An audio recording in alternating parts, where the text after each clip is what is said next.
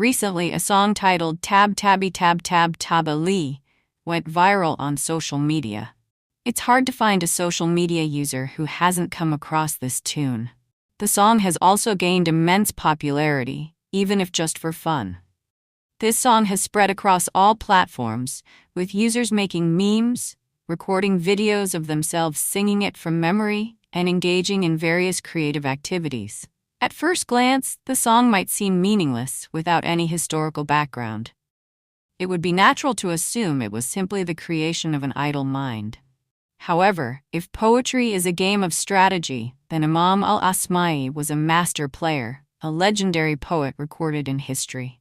His timeless poem, Tabi Tabi, originally known in Arabic as Satu Safir al-Bulbuli, Song of the Nightingale, is an enduring testament to his brilliance, but the story behind this poem is even more fascinating.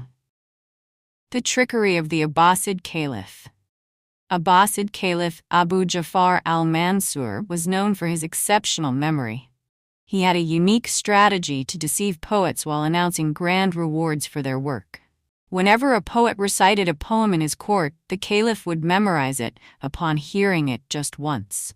His servant could memorize it after hearing it twice, and his maid after 3 times.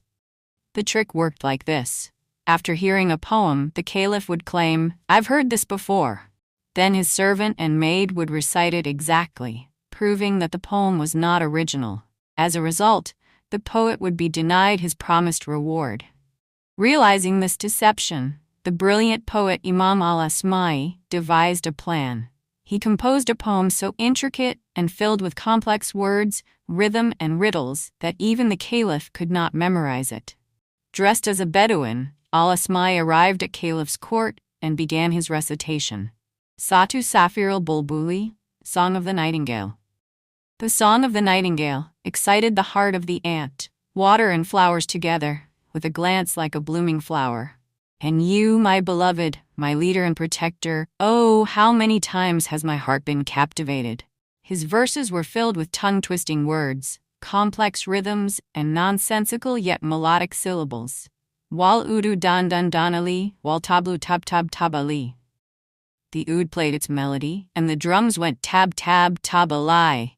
As the poem progressed, the caliph listened attentively but struggled to retain anything. His servant and maid, too, failed to repeat the words.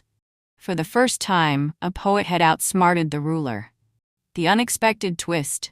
Realizing his defeat, the caliph had no choice but to reward the poet. He declared, "Whatever surface the poem is written on, its weight in gold will be given as a reward."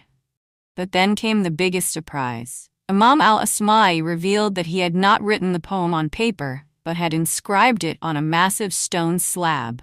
10 soldiers were needed to carry it into the court. Trapped by his own promise, the caliph had no choice but to honor his words. After granting the reward, he angrily accused the poet of deception, demanding the gold be returned. With a smile, al-Asma'i replied, "I will return it on one condition. You must never deceive poets again and must give everyone their rightful reward." Realizing his mistake, the caliph agreed. From that day forward, poets in his court received fair treatment and respect. The legacy of the poem, Satu Safir al-Bulbuli, is more than just a poem. It is a symbol of truth and intelligence overcoming tyranny. The poem has been preserved in several classical texts, including Tarikh al-Adab al-Abbasi, History of Abbasid Literature. Additionally, a book titled Sharq Chisat Satu Safir al-Bulbuli, Explanation of the Story of Nightingale's Song, provides an in-depth analysis of its meaning and impact. Through this ingenious poem, Imam al-Asma'i proved that poetry is not just about beauty. It can also be a powerful tool of resistance. And sometimes, a few clever words are enough to break the arrogance of even the mightiest rulers.